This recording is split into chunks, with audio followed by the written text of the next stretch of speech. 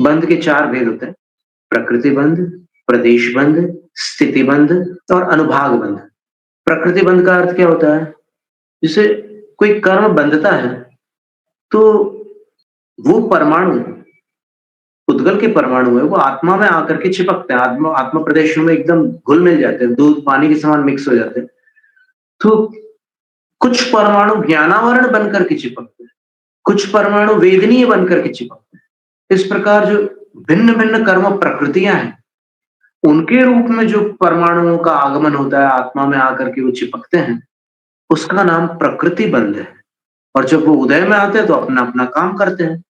ज्ञानावरण ज्ञान पर आवरण डालता है, अंतराय विघ्न डालता है। ये सारे कर्मों के अपने-अपने काम होते हैं। ये प्रकृति बंध है। प्रकृति का अर्थ होता है वैराइटीज ऑफ कर्मा। उसका जो विभागीकरण होता है, वो योग से होता है। फिर प्रदेश बंध भी योग से होता है। प्रदेश बंध का अर्थ क्या होता है?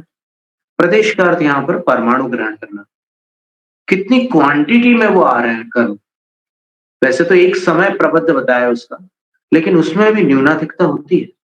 कभी-कभी ज्यादा परमाणु आ जाते हैं, कभी-कभी कम आते हैं। तो ये जो न्यूनाधिकता है, इसका नाम प्रदेश बंध है। यानी कितनी मात्रा में ये परमाणु कर्म परमाणु आकर के आत्मा में बंधन को प्राप्त हो रहे हैं, प्रदेश बंध। फिर स्थिति बंध का अर्थ होता है कि इनकी स्थिति कितनी है। स्थिति कितनी है का अर्थ होता है कब तक टिकने वाले हैं। तो इसको अपन मेडिकल साइंस में कहेंगे एक्सपायरी डेट कब है, यानी कर्म का बंध हुआ, अब वो कितने काल तक बंधा रहेगा, इसका नाम स्थिति बंध है। तो इस तरह की स्थिति बंध होता है। फिर इसके साथ में एक अनुभाग बंध भी होता है। अनुभाग बंध जो होता है वो सबसे खतरनाक होता है।